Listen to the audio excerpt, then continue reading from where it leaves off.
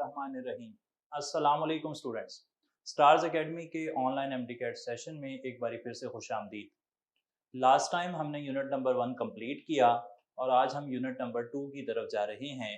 Unit number 2 states of matter से related है, जिसमें गैसेस, लिक्विड्स और सॉलिड्स के हवाले से कुछ कुछ टॉपिक शामिल हैं। गैसेस की बात की जाए तो उसमें जनरल गैस इक्वेशन और कुछ गैस लॉज, गैस की प्रॉपर्टीज ये शामिल हैं। और आज हमारा टॉपिक भी यही है। बात को बाकायदा शुरू करने से पहले दो तीन बातें नॉलेज में आई हैं मेरी, को मैं आपसे डिस्कस कर लूँ। सबसे पहले तो ये कि जो हमारा बोर्ड पर पहले लिखने वाला तरीका था वो इतना ज़्यादा इफेक्टिव साबित नहीं हो रहा, तो अब हमने उसे चेंज किया है और अब हम इसे साथ साथ लेकर चलेंगे, ताकि आप में से जिन लोगों को लिखने में प्रॉब्लम आ रही है, लेक्चर को वो नोट नहीं कर पाते, डिले हो जाता है, टाइम ज़्यादा लगता है उनका, तो उसको हमने कंपेंसेट करने के लिए एक ट्रेडिशनल क्लास में जिस तरह लेक्चर होता है उस तरीके से ही यहाँ पर लेक्चर डिलीवरी शुरू की है। तो वो प्रॉब्लम इंशाल्लाह आपका सॉल्व हो जाएगा। कुछ प्रॉब्लम्स लास्ट टाइम जो हमने टॉपिक किया है उसके हवाले से भी अगर आपके माइंड में हैं तो आपने वो लाजमी डिस्कस कर लेने हैं। और जब हमारी बाकायदा टेस्ट आएगा मंडे को, मोस्ट प्रोबेबली हमारा टेस्ट है, तो उससे पहले पहले आपने कोशिश करनी है कि एक बार सारे टॉपिक को गो थ्रू करें और अगर उसमें कोई मसला रह गया है तो उसे लाजमी तौर पर हल कर लें।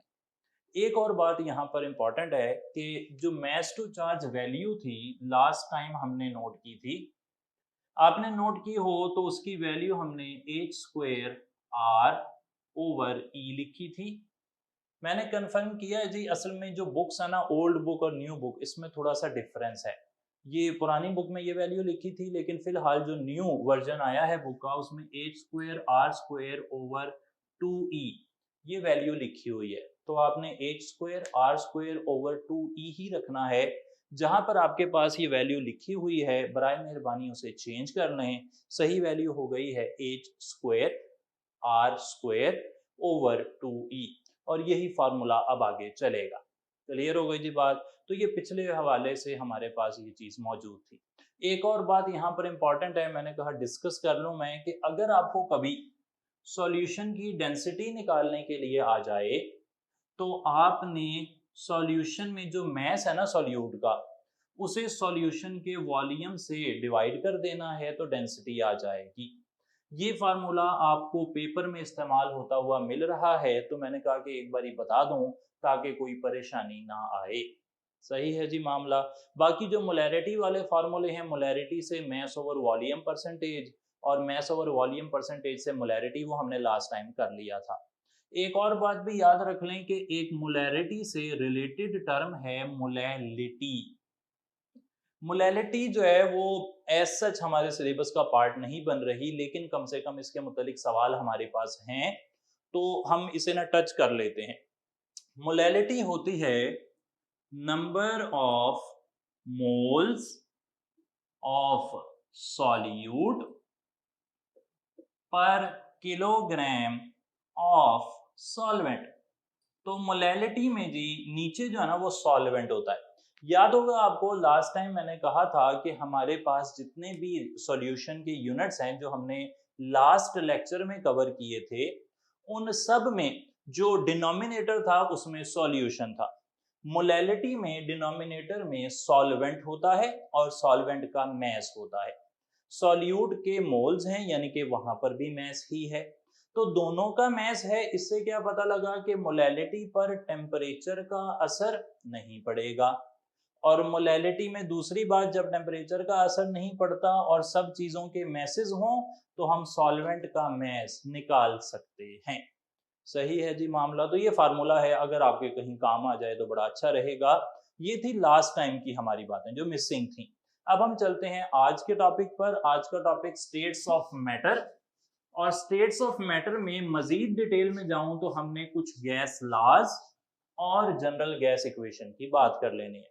सबसे पहले बातों को शुरू करने के लिए हमें प्रेशर के बारे में पता होना चाहिए। गैस की एक बड़ी ही अहम प्रॉपर्टी प्रेशर है। प्रेशर जो है ना वो फोर्स पर यूनिट एरिया को कहते हैं। मिसाल के तौर पर कोई एरिया है और उसके ऊपर कोई फोर्स लग रही है तो इसे कहेंगे प्रेशर।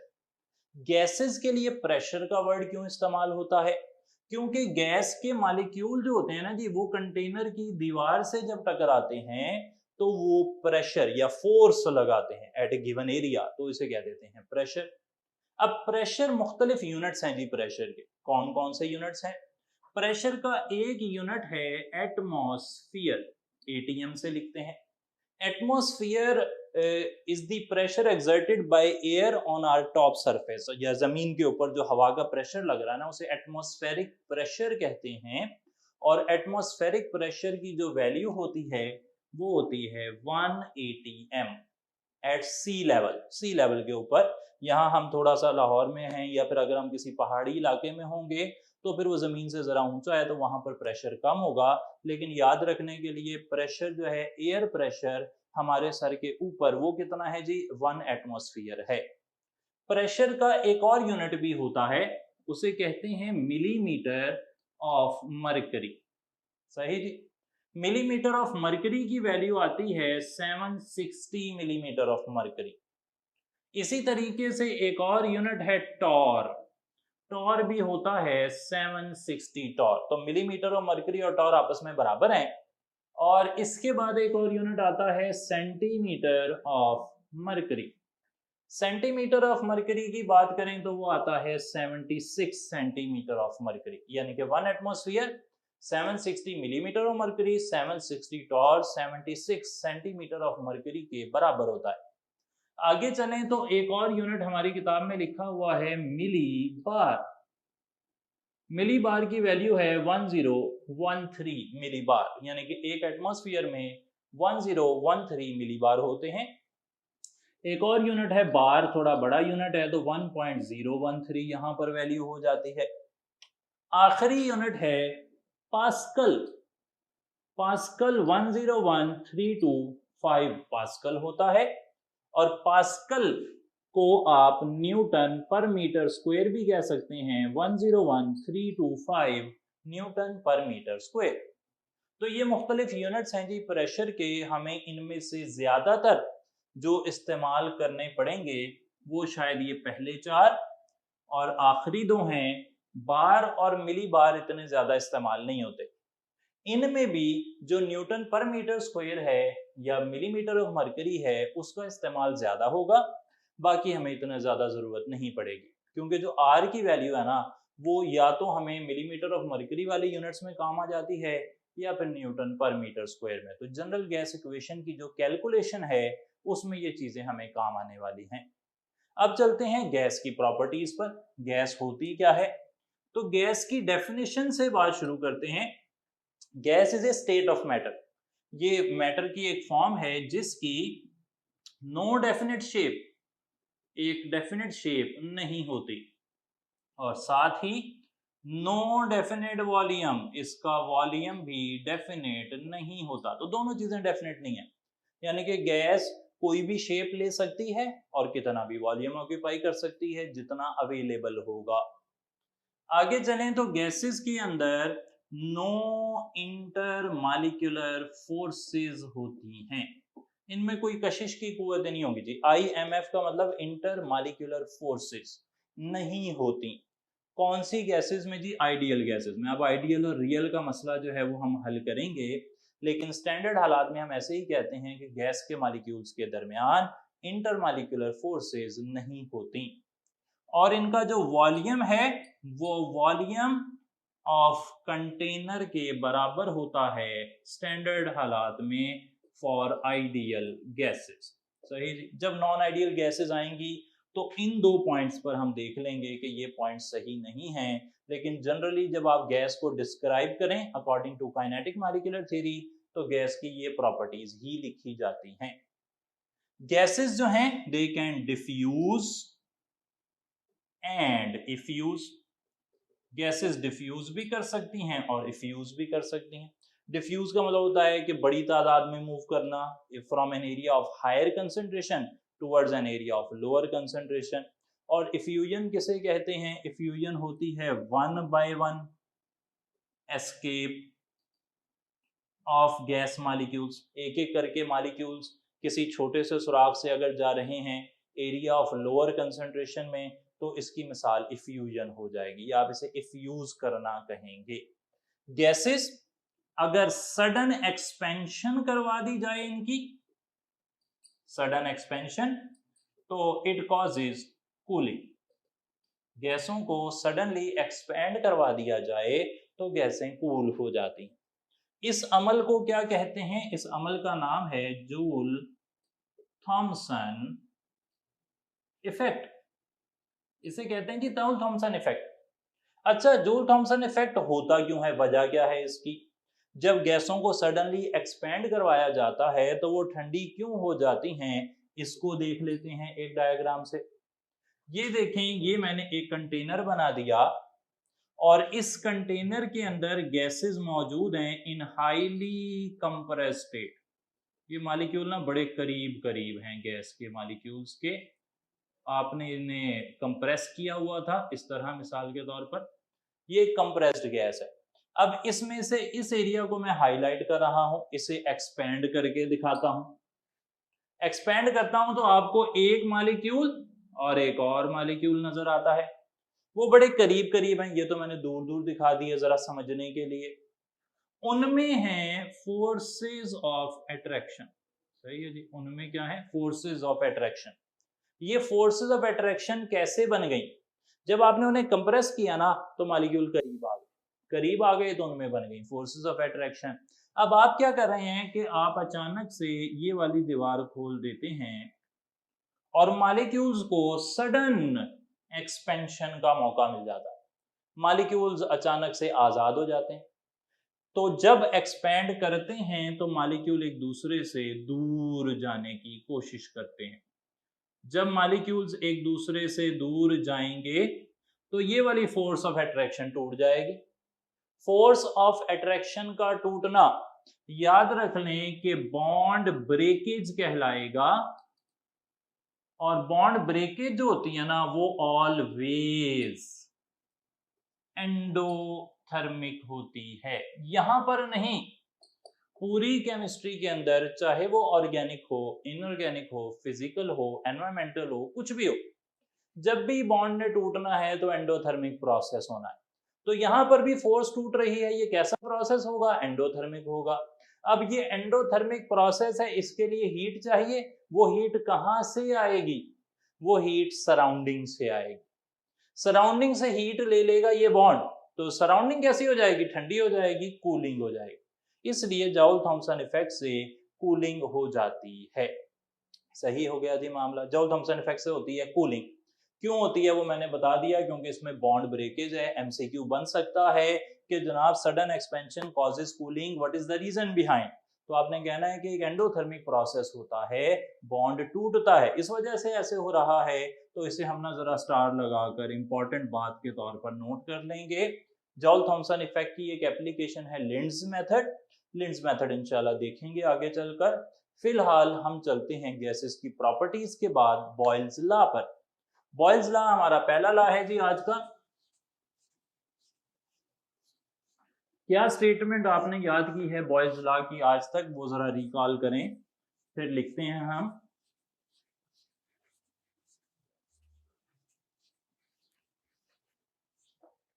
जी, तो हेडिंग लगा ली हमने Boyle's law. Boyle's law states that volume of a given mass of a gas is inversely proportional to the pressure applied.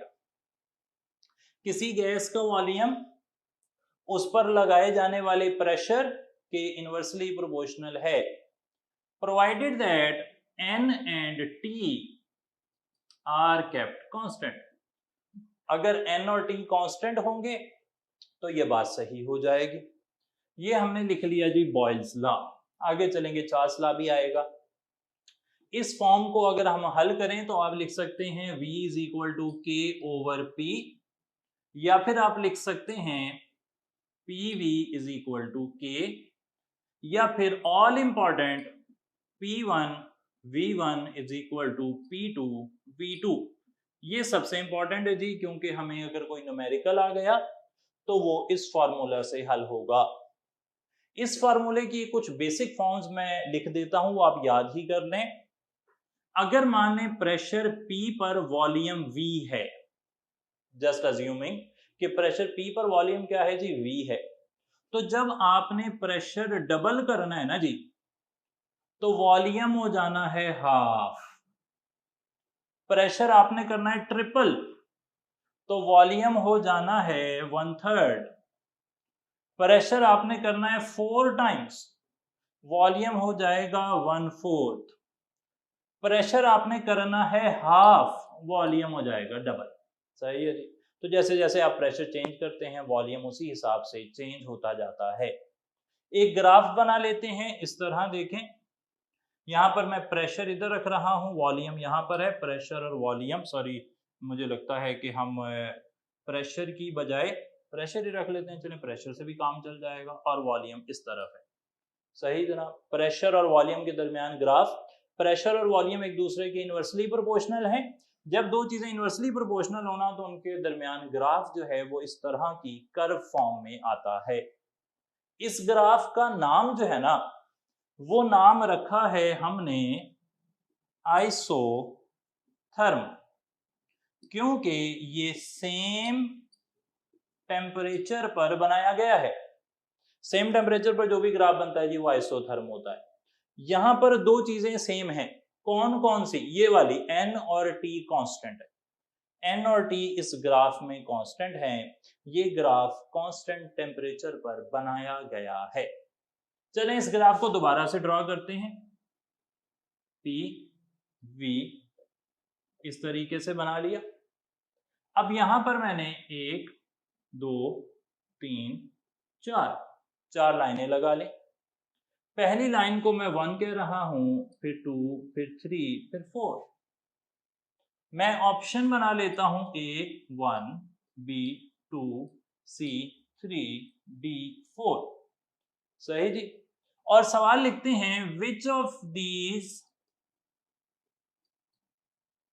Isotherms, इनमें से कौन सा isotherm has been plotted at the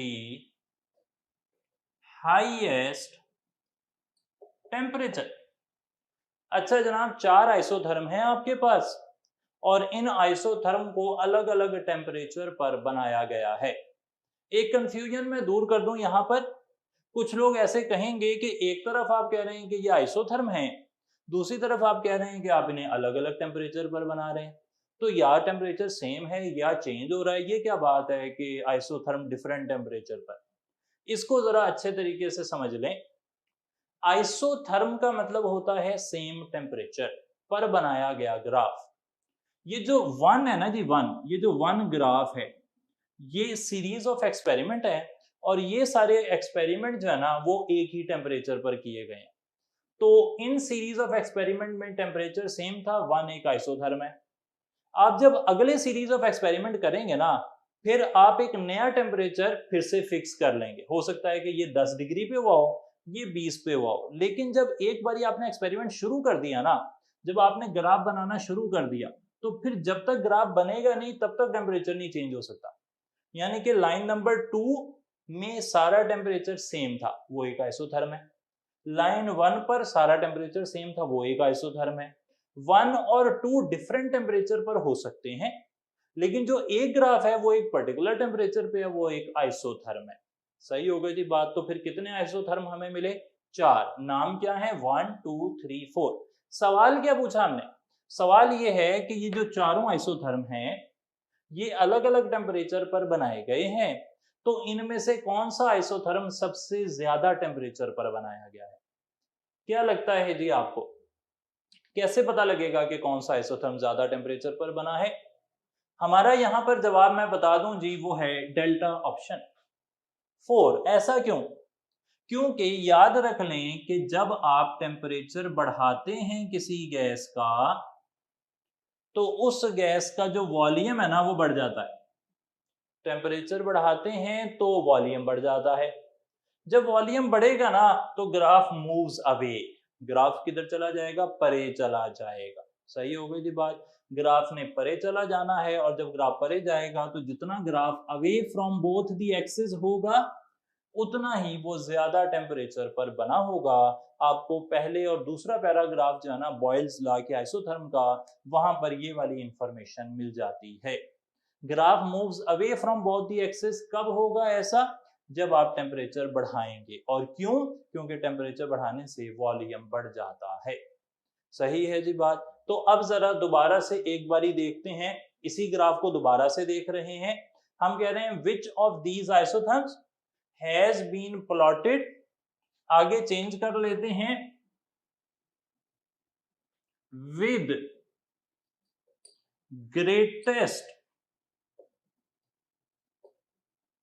greatest number of moles. ले जनाब, एक और सवाल आ गया। आपके पास 4 ग्राफ हैं, 1, 2, 3 और 4। आपसे सवाल ये पूछा गया है कि इनमें से कौन सा graph greatest number of moles के साथ बनाया गया, यानी कि जिसमें n की वैल्यू सबसे ज्यादा है। तो n की वैल्यू कौन से ग्राफ में सबसे ज्यादा है? ये वाला कानून आप पढ़ेंगे आगे चलकर, अभी हम थोड़ी देर में देखेंगे। वॉल्यूम और number of moles directly proportional होते हैं। किसने कहा था जी? एवोगैड्रोस ने कहा था, एवोगैड्रोस लॉ। तो यहां से पता क्या लगा? जितने नंबर ऑफ मोल ज्यादा उतना वॉल्यूम ज्यादा। वॉल्यूम ज्यादा तो ये वाला ग्राफ किस तरफ जाता है? अभी थोड़ी देर पहले मैंने बात की कि graph moves away from both the axis, तो ग्राफ परे चला जाता है। तो भाई यहां पर भी सही जवाब क्या है? Delta option 4। Number of moles बढ़ेंगे तो भी ग्राफ परे जाएगा, टेम्परेचर बढ़ेगा तो भी परे जाएगा। सही होगा जी बात। ये था पहला ग्राफ। दूसरा ग्राफ देखते हैं बॉयल्स लॉ का। बॉयल्स लॉ का जो दूसरा ग्राफ है ना जी, वो बना हुआ है बिटवीन 1/v और प्रेशर। तो इस तरह उस ग्राफ की शक्ल है, 1/v इस तरफ बढ़ रहा है, प्रेशर इस तरफ बढ़ रहा है। ये जो ग्राफ है इसकी लाइन ऐसी नजर आती है। इस ग्राफ में ये n1 और t1 पर बना हुआ ग्राफ है। n1 t1 इन पर बना हुआ ग्राफ है, और ये ग्राफ हमें ये बता रहा है कि प्रेशर और इनवर्स ऑफ वॉल्यूम, इसका नाम याद रख लें, इसे कहते हैं inverse of volume. Inverse of volume और प्रेशर के दरमियान ग्राफ है, और ये ग्राफ हमें बता रहा है कि ये दोनों आपस में डायरेक्टली प्रोपोर्शनल हैं। अब इस ग्राफ के साथ मैं बना रहा हूं कुछ और ग्राफ। ग्राफ बन रहा है ऐसे, एक लाइन मैंने बना दी, एक लाइन मैंने इस तरफ बना दी, एक लाइन मैंने इस तरह बना दी। सही है जी। 3 लाइनें हमारे पास हो गई, और चौथी लाइन जो है वो इस तरह बनाई जा रही है। दोबारा से एक बार ये देखें जनाब, ये था n1 t1 पर बना हुआ ग्राफ। अब 4 लाइनें मैंने बनाई हैं। इस लाइन को मैं 1 कह रहा हूं, इस लाइन को मैं 2 कह रहा हूं, इस लाइन को मैं 3 कह रहा हूं, और इस लाइन को मैं 4 कह रहा हूं। सही हो गई जी बात। 4 लाइनें हैं। 1 आप देख लें थोड़ा सा जिगजैग शक्ल में है, 2 एक स्ट्रेट लाइन है लेकिन वो n1 वाली लाइन से थोड़ा सा नीचे है, 3 n1 वाली लाइन से ऊपर की तरफ है, और 4 जो है वो बिल्कुल एक वर्टिकल शेप में ग्राफ है। ऑप्शन हमारे पास A1, B2, C3 और D4 वैसे ही हैं जैसे कि पिछली बारी थे। वो सवाल पूछता है कि which of these graphs satisfies the conditions n2 greater than n1 और t2 greater than t1। सवाल उसने ये पूछा है कि 2 कंडीशंस ये हैं कि जो बाद वाला नंबर ऑफ मोल्स हैं वो पहले वाले नंबर ऑफ मोल से ज्यादा हो, n2 जो भी है वो ग्रेटर देन n1 है, या t2 ग्रेटर देन t1 हो जाए, तो बाद वाला टेम्परेचर पहले वाले टेम्परेचर से ज्यादा हो जाए तो भाई ये ग्राफ कौन से वाला बनेगा। सही है जनाब। मतलब ये हुआ कि जो पहले वाली लाइन है ना जी, ये वाली लाइन तो N1 T1 पर है। अगर हम नंबर ऑफ मोल्स को इंक्रीज कर दें या हम टेम्परेचर को इंक्रीज कर दें तो ग्राफ की नई शक्ल कैसी हो जाएगी, ये सवाल पूछा जा रहा है। तो क्या लगता है जी, 1, 2, 3 या 4?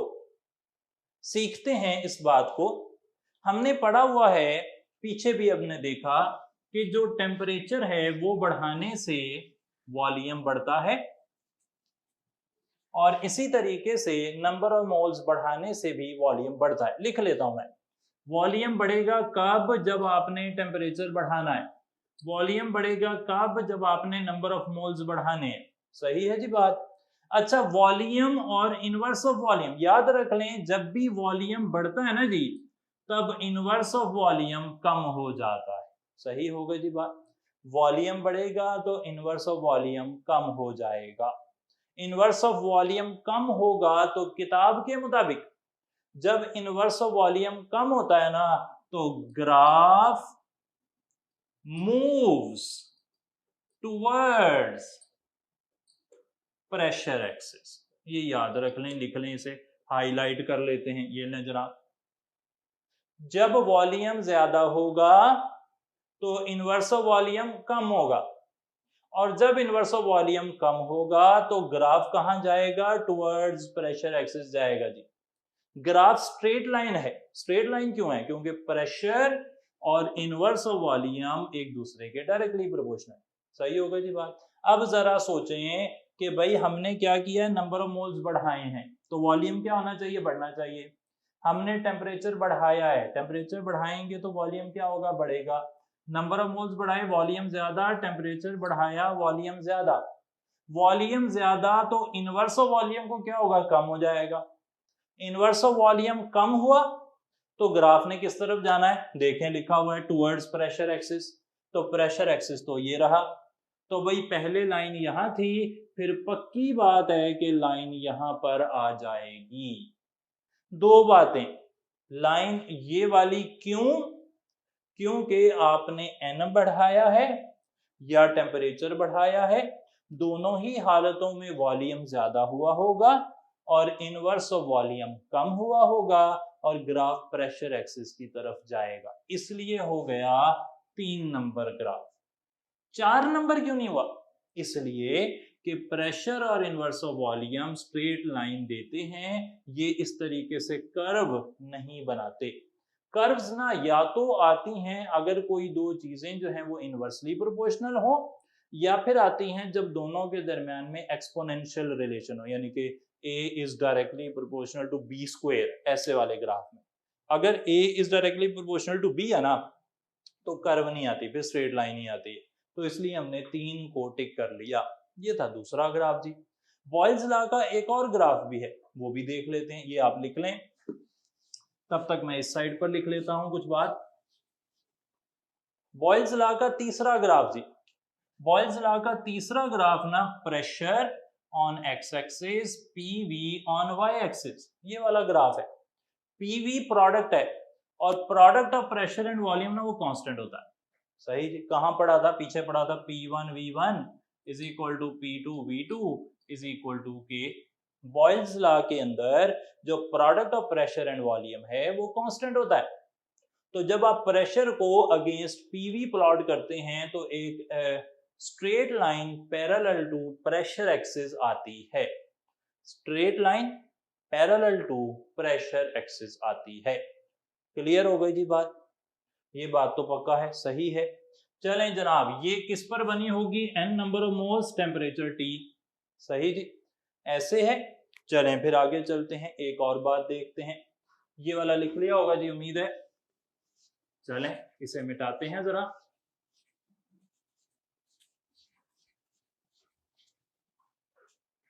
अब जरा देखें, ये ग्राफ मैं बना रहा हूं,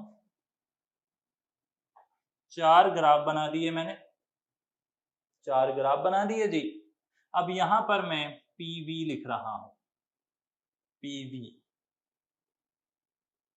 ये लें जनाब, सही है। यहां पर मैं प्रेशर लिख रहा हूं, प्रेशर लिख दिया जी। ये ग्राफ ऐसे बना लेते हैं, ये ग्राफ ऐसे बना लेते हैं, ये ग्राफ ऐसे बना लेते हैं और ये ग्राफ ऐसे बना। सही है जी, 4 ग्राफ हमने बना दिए। और अब हम लिखते हैं कि which graph represents Boyle's law. तो इनमें से कौन सा ग्राफ बॉयल्स लॉ की रिप्रेजेंटेशन है? तो 4 ग्राफ हैं जी, देखें जरा कौन सा ऐसा ग्राफ है जो बॉयल लॉ की रिप्रेजेंटेशन बन सकता है। तो बॉयल लॉ की रिप्रेजेंटेशन के लिए ये हमारे पास ग्राफ मौजूद है। इस ग्राफ से हमें सीखने को क्या मिल रहा है कि जैसे जैसे प्रेशर बढ़ता है, पीवी यानी कि product of pressure and volume पर कोई असर नहीं पड़ता। प्रेशर बढ़ रहा है, पीवी पर कोई असर नहीं पड़ रहा। तो अब इन ग्राफ में से ये मतलब कहां मिल रहा है? पहला ग्राफ देखें, प्रेशर बढ़ रहा है, पीवी भी बढ़ रहा है, ये तो गलत हो गया, कांटा लगा दें। प्रेशर कम होता है, पीवी बढ़ जाता है, नहीं जी ऐसा तो नहीं। सही जनाब, इस ग्राफ को देखें, प्रेशर बढ़ रहा है, पीवी की वैल्यू सेम आ रही है। सही है जी, आप देखें जरा, मैंने एक्सेस उल्टे कर दिए। सही, तो फिर ये ग्राफ पी बढ़ रहा है, यहाँ पर पीवी को कुछ नहीं हो रहा, उसकी वैल्यू कांस्टेंट आ रही है। तो भाई ये वाली बात सही हो गई। क्लियर है जी मामला। ये ग्राफ क्या बता रहा है कि पीवी बढ़ रहा है और प्रेशर सेम है, ऐसे तो नहीं होता। सही जी, तो यहाँ पर हमने डेल्टा ऑप्शन को टिक कर लिया। ध्यान से देखें, ये सवाल की एक बहुत ही प्रोमिनेंट टाइप है जिसमें वो हमें ग्राफ के एक्सिस चेंज करके पूछता है, या फिर ग्राफ में जो एक्स और वाई एक्सिस हैं उनकी जो न्यूमेरिक वैल्यू है वो चेंज करके पूछता है। तो ये ग्राफ बहुत ही अच्छी एग्जांपल यहाँ पर थी। उम्मीद है आपने इसे अंडरस्टैंड किया है। पढ़ना सीख लें ग्राफ को कि एक्स एक्सिस किधर बढ़ रहा है, वाई एक्सिस किस तरफ बढ़ रहा है, वाई एक्सिस से इस वैल्यू पर क्या असर पड़ रहा है, ये कर्व कब आती है जब इन्वर्सली प्रोपोर्शनल होती हैं चीजें, ये स्ट्रेट लाइन कब आती है जब डायरेक्टली प्रोपोर्शनल होती हैं चीजें, ये इस तरह की पैरेलल टू एक्सिस चीज कब आती है जब ये वाली वैल्यू चेंज ना हो रही हो, एक वैल्यू चेंज ना हो रही हो, तो फिर ये वाली लाइनें आती हैं। तो ये थे 3 ग्राफ जी बॉयल्स लॉ के। बॉयल्स लॉ से आगे चार्ल्स लॉ की बात करते हैं। इन लॉज को पढ़ने की जरूरत भी मैं बता दूं, बॉयल लॉ और चार्ल्स लॉ और एवोगैड्रोस लॉ, 3 लॉज मिला लेना जी तो जनरल गैस इक्वेशन बन जाती है। तो जब तक तीनों लॉज नहीं आते होंगे तो जनरल गैस इक्वेशन पर बात नहीं हो सकती। तो अब आ जाते हैं, अगला लॉ है चार्ल्स लॉ।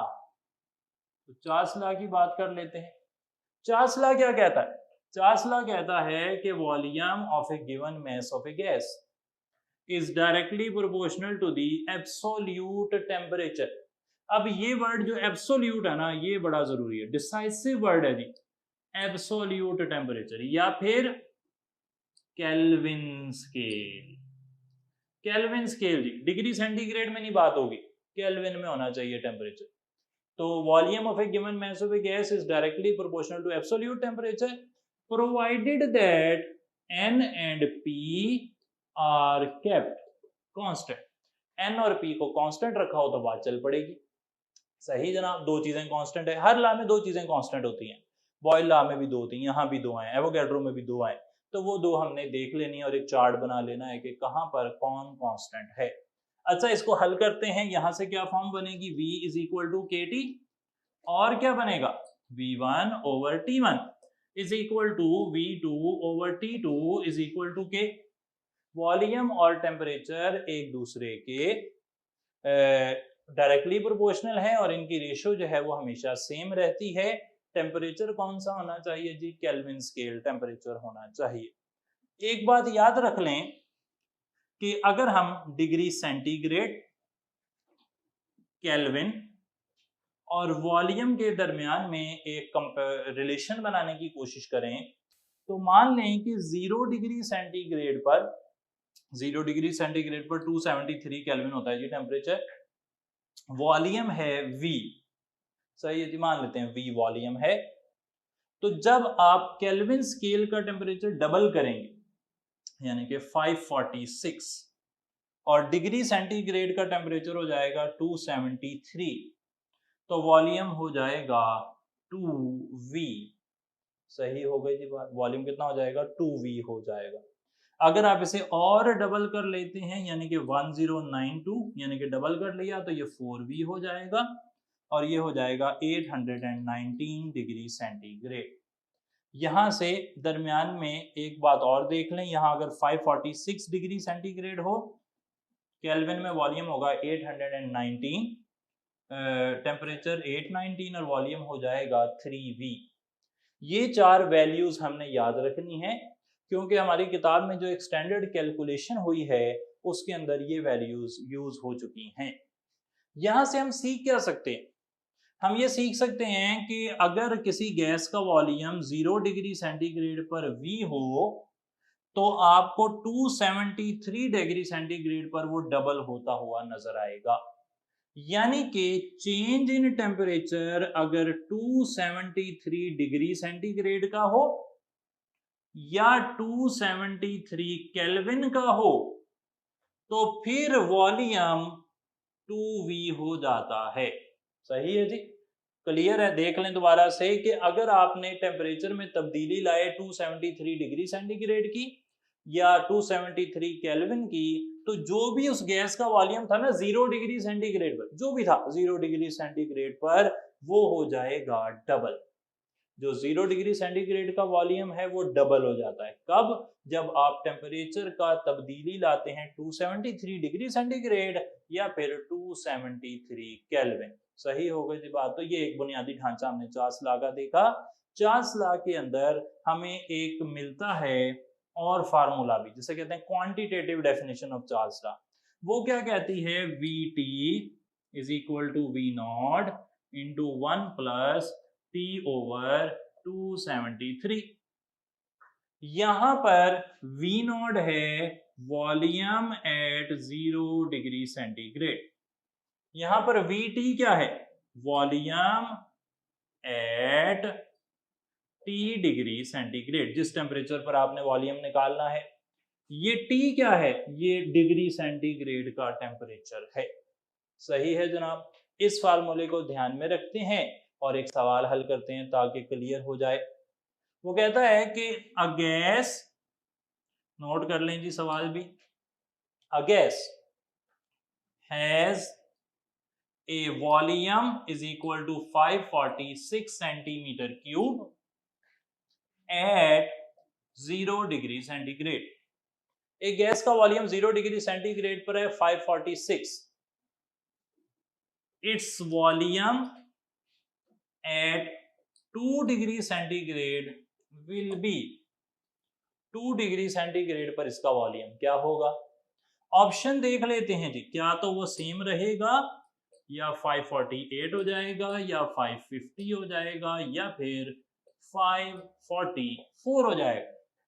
सारी वैल्यू सेंटीमीटर क्यूब में है जी। तो हल कर लें जरा इसे। हल कैसे करना है? इस फार्मूले से करेंगे। तो फार्मूला में वैल्यू लगाएं और हल करें, देखें क्या जवाब आता है। मैं तब तक ये हिस्सा मिटा लूं जी। लिख लिया है? 1 मिनट लगा लें, नोट कर लें। मैं जरा ऊपर लिख लेता हूं और साथ साथ इस सवाल को भी हल कर लें। एक गैस का वॉल्यूम कितना है? V 546 सेंटीमीटर क्यूब, 0 पर 2 डिग्री पर कितना वॉल्यूम होगा? हल करें। तो ये रहा जी फार्मूला, ये रहा। मैं हल कर देता हूं। VT is equal to V not. V not का मतलब 546। सही है जी। आगे चले, 1 प्लस T।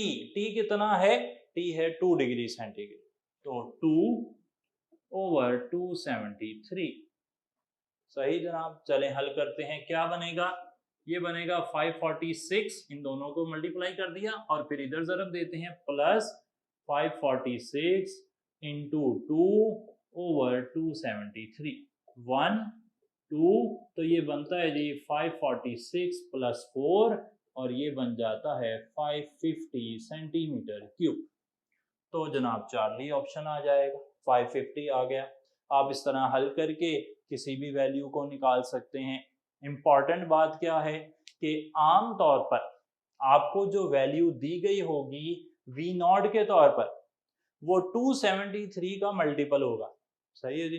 273 का डबल हो सकता है यानी कि 546, ट्रिपल हो सकता है यानी कि 819, क्वाड्रुपल हो सकता है यानी कि 1092, यानी कि वो 273 के टेबल पर कट रहा होगा।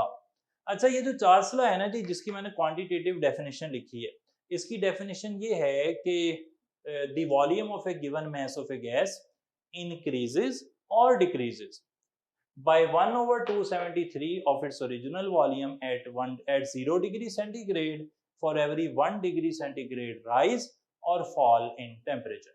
इस बात का मतलब यह है कि अगर आपको किसी गैस का वॉल्यूम पता हो 0 डिग्री सेंटीग्रेड पर, तो जब आप उस गैस का वॉल्यूम मालूम करेंगे किसी भी टेम्परेचर पर, तो वो मालूम करने के लिए आप ये फार्मूला इस्तेमाल कर सकते हैं। जब आप टेम्परेचर 1 डिग्री सेंटीग्रेड बढ़ाते हैं तो वॉल्यूम इस फार्मूले के हिसाब से बढ़ता है, और जब आप किसी गैस का टेम्परेचर 1 डिग्री सेंटीग्रेड कम करते हैं तो वॉल्यूम इसी फार्मूले के हिसाब से कम होता है, यानी कि इंक्रीजेस और डिक्रीजेस बाय 1 over 273। एक खास फैक्टर के हिसाब से वो बढ़ता है और एक खास फैक्टर के हिसाब से ही वो कम होता है।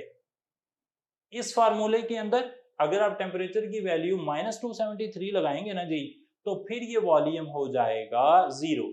वो भी करके देख लेते हैं।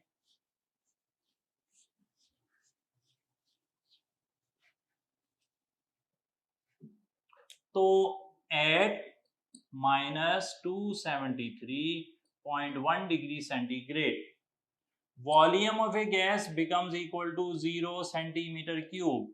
थ्योरेटिकली ये काम थ्योरेटिकली होता है जी, प्रैक्टिकली नहीं हो सकता। इस टेम्परेचर को, यानी कि ये वाला जो टेम्परेचर है, इसे कहते हैं 0 केल्विन और इसे कहते हैं एब्सोल्यूट 0। मैंने देखा है लोग इस सवाल को बहुत ज्यादा गलत करते हैं। जब उन्हें पूछा जाता है कि एब्सोल्यूट जो टेम्परेचर है वो कौन सा टेम्परेचर है, तो वो एब्सोल्यूट 0 लिख देते हैं। एब्सोल्यूट टेम्परेचर ना जी, केल्विन स्केल का कोई भी टेम्परेचर एब्सोल्यूट टेम्परेचर है। 200 केल्विन एब्सोल्यूट टेम्परेचर है, 300 एब्सोल्यूट है, 10 केल्विन एब्सोल्यूट टेम्परेचर है, यानी कि जिस भी टेम्परेचर का यूनिट केल्विन है वो एब्सोल्यूट टेम्परेचर है। लेकिन अगर वो 0 केल्विन हो जाए या फिर वो -273.16 डिग्री सेंटीग्रेड हो जाए, तो अब आप इसे कहेंगे एब्सोल्यूट 0। सही है जी बात।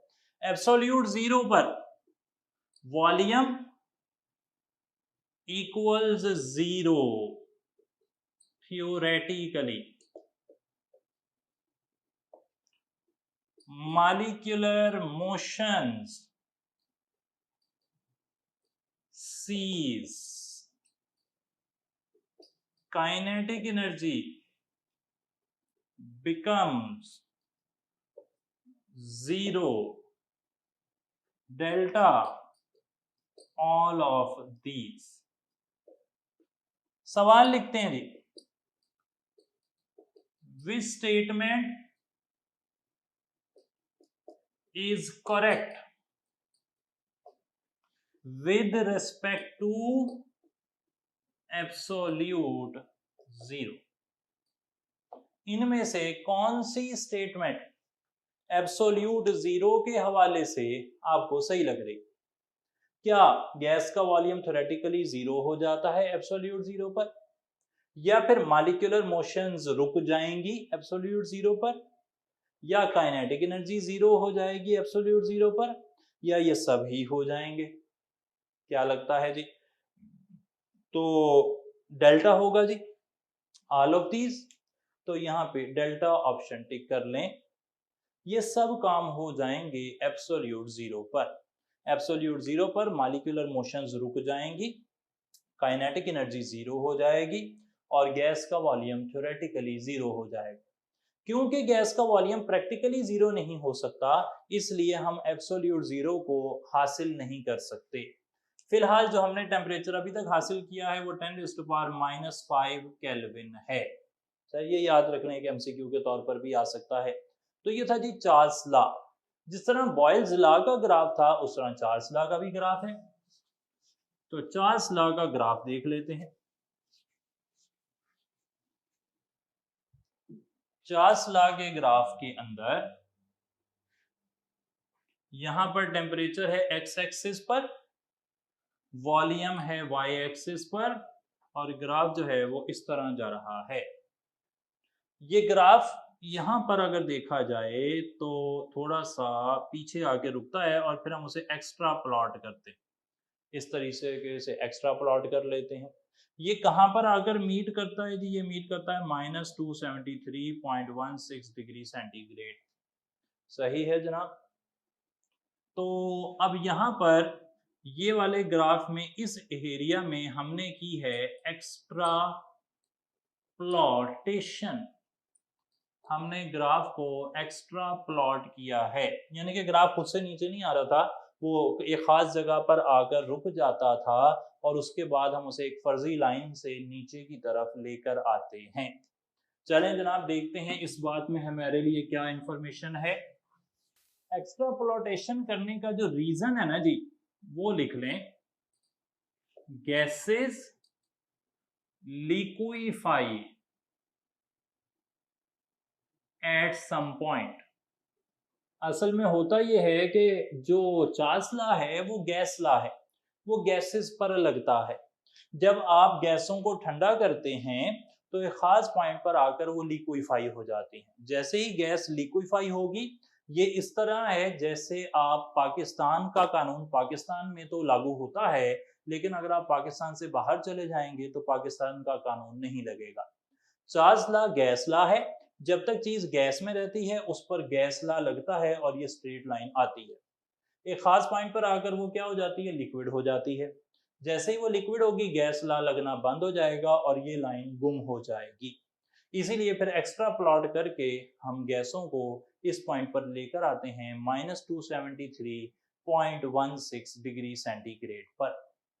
इस ग्राफ के अंदर भी याद रख लें कि अगर आपने N2 ग्रेटर देन N1 पर ग्राफ बनाया तो ग्राफ आपको नजर आएगा कि वो वॉल्यूम वाली साइड पर जा रहा है।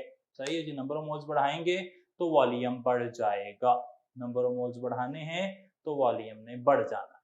सही है जी बात। तो फिर वो ग्राफ चेंज हो जाएगा, उसकी पोजीशन देखें, सोचें, बनाएं कि अगर आप नंबर ऑफ मोल्स बढ़ाते हैं तो फिर ग्राफ की पोजीशन में क्या तब्दीली आएगी। एक तीसरा लॉ है वो देख लेते हैं, फिर चलेंगे जनरल गैस इक्वेशन पर। वो छोटा सा ही है जी, एवोगैड्रोज लॉ। एवोगैड्रोज लॉ कहता है कि volume of a given mass of a gas is directly proportional to number of moles provided that pressure and temperature are kept constant. अगर प्रेशर और टेम्परेचर कांस्टेंट है ना जी, तो जितने नंबर ऑफ मोल ज्यादा होंगे उतना वॉल्यूम ज्यादा होगा। एक ग्राफ बना लेते हैं, इस तरह ग्राफ बन जाएगा। एन और वी के दरमियान बड़ा आसान सा ग्राफ है। अच्छा, यहां से अब कुछ इंफॉर्मेशन। अगर आपने प्रेशर रखा है 1 एटमॉस्फेयर, टेम्परेचर रखा है 0 डिग्री सेंटीग्रेड या फिर जिसे 273 केल्विन भी कहते हैं, और n की वैल्यू रखी है 1 मोल, तो जो वॉल्यूम आता है ना जी वो आता है 22.414 डेसीमीटर क्यूब। सही है जी। इसे वो कहता है कि 1 mole of an ideal gas at standard temperature and pressure occupies a volume of 22.414 decimetre cube. इसे अगर हम सेंटीमीटर क्यूब में निकालेंगे तो 22414 सेंटीमीटर क्यूब आएगी, और अगर आप इसे निकालेंगे मीटर क्यूब में तो 0.022414 मीटर क्यूब आएगी।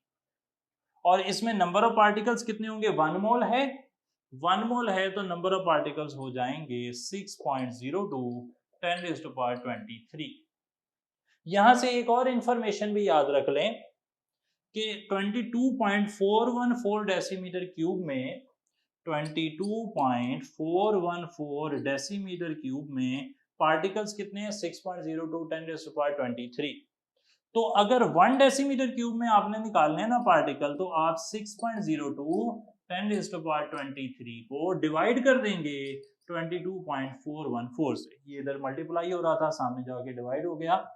यहां से जवाब आता है 2.68 10⁻22। तो ये इंफॉर्मेशन भी हमारी किताब में लिखी हुई है कि 1 decimetre cube of an ideal gas at standard temperature and pressure, उसमें होते हैं 2.68 10⁻22 मालिक्यूल्स। अच्छा, मालिक्यूल्स तो काफी तरह के होते हैं जी, वो स्मॉलर भी हो सकते हैं, छोटे साइज के, या फिर बड़े भी हो सकते हैं। सही जी, तो देखते हैं जरा इस बात को। हमारे पास मौजूद है 1 डेसीमीटर क्यूब हाइड्रोजन गैस, या फिर हमारे पास मौजूद है 1 डेसीमीटर क्यूब मीथेन गैस, या फिर हमारे पास मौजूद है 1 decimetre cube of oxygen gas, या फिर हमारे पास मौजूद है 1 decimetre cube of nitrogen gas. ले जी, 4 गैसें हैं, हाइड्रोजन, मीथेन, ऑक्सीजन, नाइट्रोजन। सही जनाब।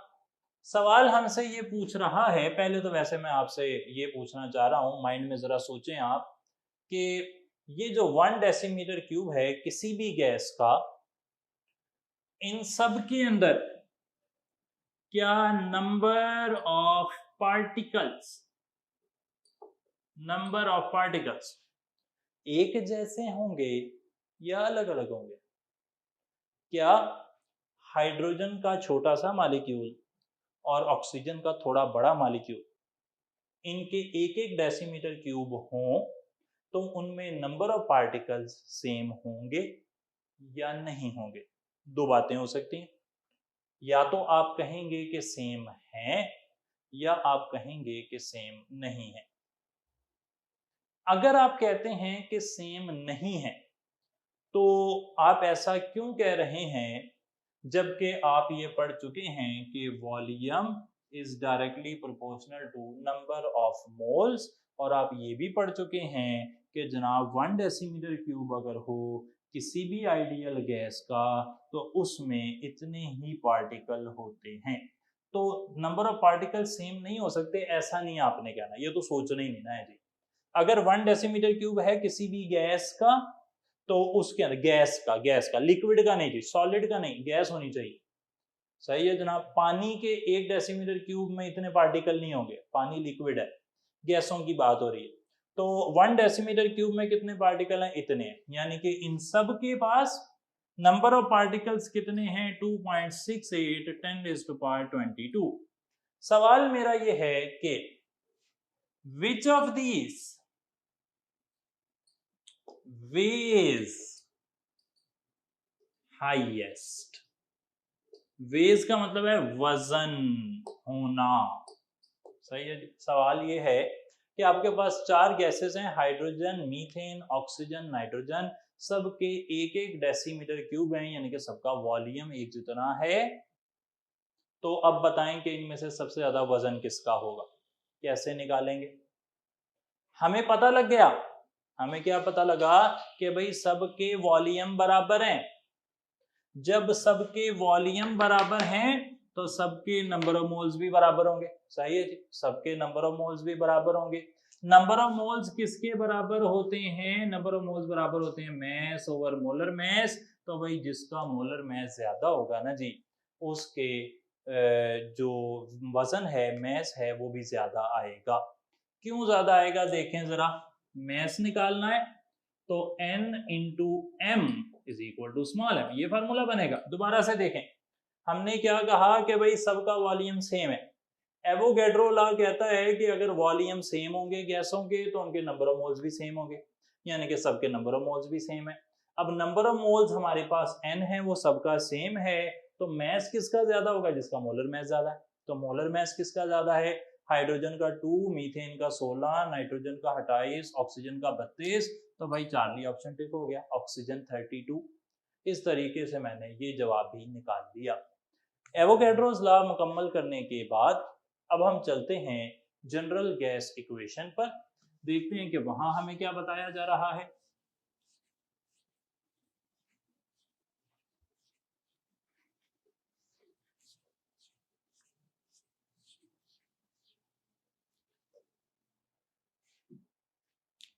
जी, तो हेडिंग आ गई general gas equation.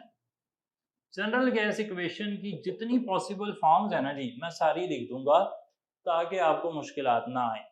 General gas equation की मेजर फॉर्म है PV is equal to nRT। PV is equal to nRT। अब यहां से इसकी कोई और शक्लें भी बना लेते हैं। अगर मैं n को यहीं रहने दूं और v को सामने ले जाकर डिवाइड कर दूं तो n ओवर v, इसे कहते हैं जी कंसंट्रेशन, CRT। ये पहली फॉर्म है, ये दूसरी फॉर्म है। और देखते हैं, ऐसे भी कर सकते हैं कि हम PV is equal to RT लिख दें, n इज इक्वल टू 1। अगर 1 मोल हो ना गैस का तो PV is equal to RT हो जाएगा। और आगे चलते हैं, हम ऐसे कर सकते हैं कि हम इसी वन इक्वेशन को फिर से सॉल्व करें और नंबर ऑफ मोल्स को कर दें mass over molar mass RT। सही जी। अब मोलर मैस को सामने ले जाएं, PM is equal to small m over V RT, और यहां से बन जाएगा PM is equal to DRT। D का मतलब डेंसिटी, और डेंसिटी की वैल्यू निकाल लें PM ओवर RT। यहां से क्या नतीजा निकलेगा कि डेंसिटी प्रेशर के डायरेक्टली प्रोपोर्शनल है, मैस के डायरेक्ट मोलर मैस के डायरेक्टली प्रोपोर्शनल है, और टेम्परेचर के इनवर्सली प्रोपोर्शनल है। यानी कि टेम्परेचर बढ़ेगा डेंसिटी कम हो जाएगी। जिसका मोलर मैस ज्यादा उसकी डेंसिटी ज्यादा, जिस गैस पर प्रेशर ज्यादा उसकी डेंसिटी ज्यादा। तो ये इसकी मुख्तलिफ फॉर्म बन सकती हैं। जितनी भी फॉर्म्स अवेलेबल थी, 3 नंबर मैंने उसे कह दिया, 4 इसे कह देते हैं, ये 5 हो गई, ये 6 हो गई, तो ये 5-6 शक्लें बन रही हैं। अब इन सारी फॉर्म्स के अंदर हमने जो देखना है एक इंपॉर्टेंट फैक्टर, वो है कि रिलेशन बनता क्या है। अगर आप जनरल गैस इक्वेशन को सॉल्व कर लेना तो फाइनल फॉर्म बनेगी P1 V1 over T1 is equal to P2 V2 over T2। ये बड़ी अच्छी इंफॉर्मेशन है जी, इसके हवाले से हमें सवाल काफ़ी देखने को मिलते हैं। चले, मैं 2 सवाल यहाँ पर कम से कम डिस्कस कर रहा हूँ। उन 2 सवालों से हमें थोड़ा आइडिया क्लियर होगा कि ये इक्वेशन काम कैसे करती है, उन्हें हल भी करके दिखा दूंगा। तो पहले वाला सवाल पूछते हैं जी। पहला सवाल, थोड़ी जगह है वहां पर लिख लेते हैं। पहला सवाल ये है कि if pressure of a gas is increased to 2p, यानी कि जो भी गैस का प्रेशर था उसे आपने डबल कर लिया, and temperature of a gas is increase to 2t, और टेम्परेचर भी डबल कर लिया है, व्हाट विल बी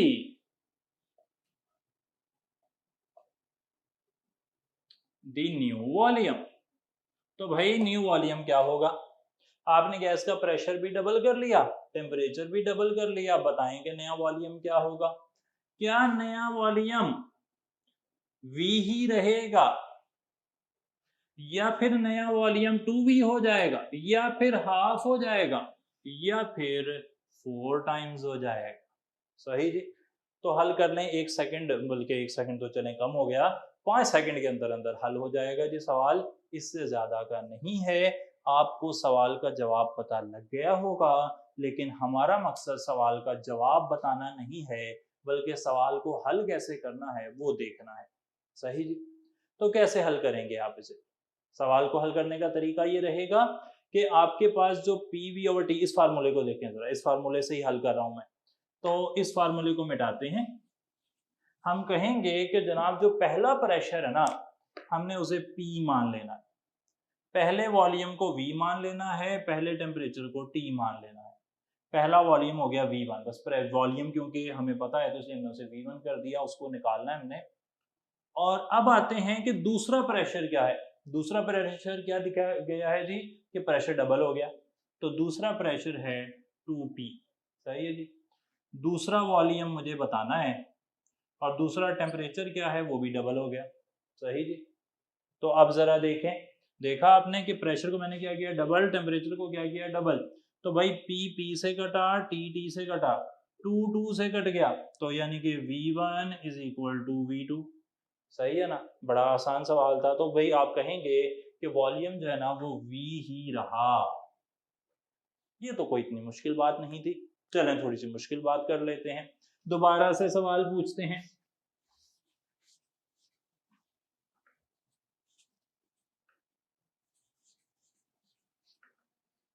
दोबारा से सवाल ये है कि if pressure of a gas is doubled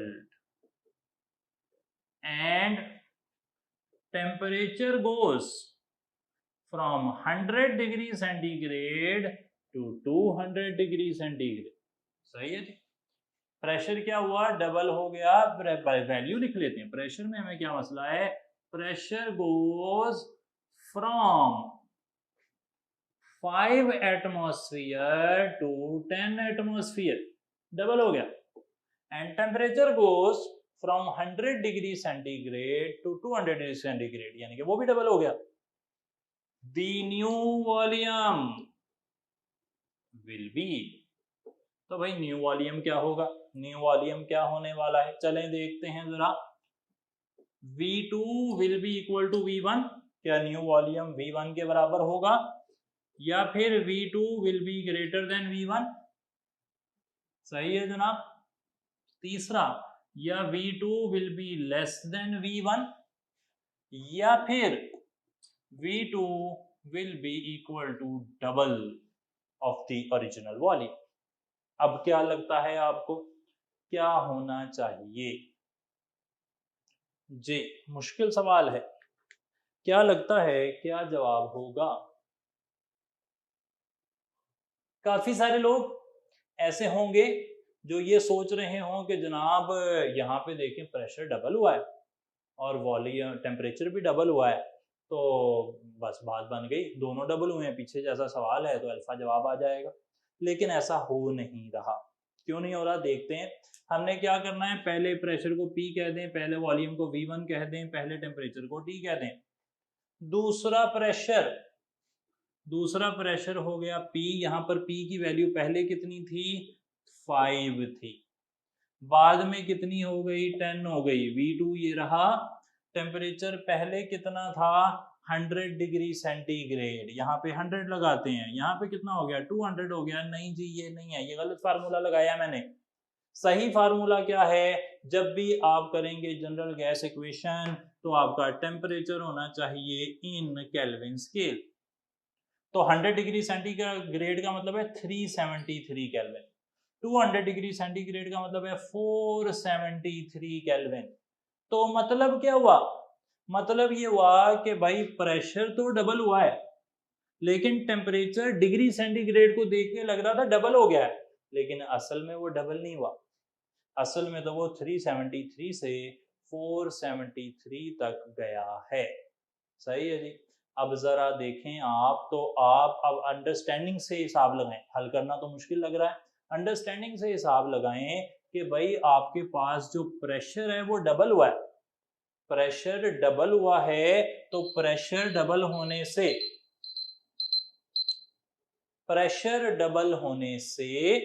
pressure double हो गया, वॉल्यूम पर क्या असर पड़ेगा, प्रेशर डबल होगा, वॉल्यूम क्या हो जाएगा, हाफ हो जाएगा। अब टेम्परेचर अगर डबल होता तो वॉल्यूम जो है वो बैलेंस हो जाता जैसे पीछे हुआ था, लेकिन टेम्परेचर तो डबल नहीं हुआ, यानी कि प्रेशर का असर ज्यादा है टेम्परेचर के असर से।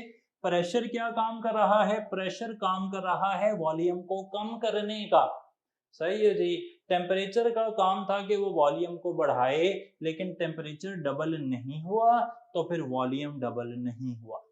प्रेशर डबल हुआ है, वॉल्यूम कम हो जाएगा, वॉल्यूम कम हो जाएगा तो याद रख लें कि V2 is less than V1। आप इसे हल भी कर सकते हैं, कर देते हैं वो भी, लेकिन ये मैंने अंडरस्टैंडिंग के हिसाब से बात कर ली। हमने V2 अगर यहाँ पे निकालना होना जी तो देखें क्या जवाब आता है, 5 into 473 into V1 over 10 into 373। सही है जनाब बात। अब यहाँ पर आप 5 1s are 5, 5 2s are 10, आप देखेंगे कि ये जवाब जो है ना ये छोटा आ रहा है, ये जवाब छोटा आ रहा है पिछले जवाब से, तो याद रख लें कि V2 will be less than V1।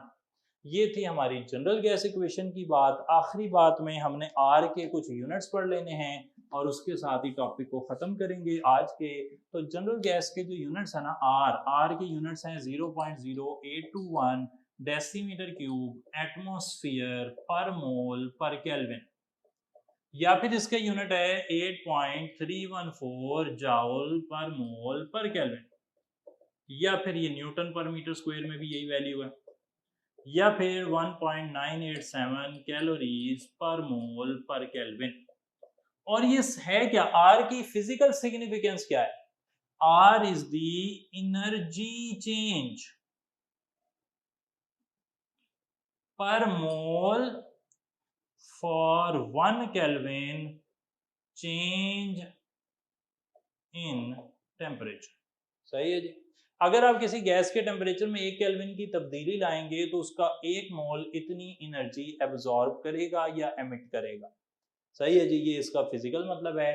Are की यूनिट्स के साथ हमारा ये हिस्सा मुकम्मल होता है। हमने जनरल गैस इक्वेशन तक बात कर ली। अगर कोई न्यूमेरिकल रह गए या ज़रूरी हुए करने तो कल कर लेंगे, नहीं तो हमने आगे चलना है। हमारी डिस्कशन जो है वो जब टेस्ट होगा तो उसके बाद ही होने वाली है। हमने पहले यूनिट को थोड़ा क्विकली ख़त्म कर लिया, लेकिन हम अब ज़रा पेस को बैलेंस करेंगे इंशाल्लाह और ज़्यादा कॉम्प्रिहेंसिवली डिस्कशन चलेगी हमारी। उम्मीद है कि आपको सवालों में कोई भी मुश्किलात नहीं होंगी। अगर हों तो आप लाजमी डिस्कस कर लें। वो आपके पास ग्रुप्स हैं व्हाट्सएप के, तो आप उन पर रब्ता कर सकते हैं, डायरेक्टली भी मुझसे रब्ता कर सकते हैं। तो कोई किसी किस्म की जाना परेशानी अगर है तो इसे सॉर्ट आउट कर लें। Thank you so much.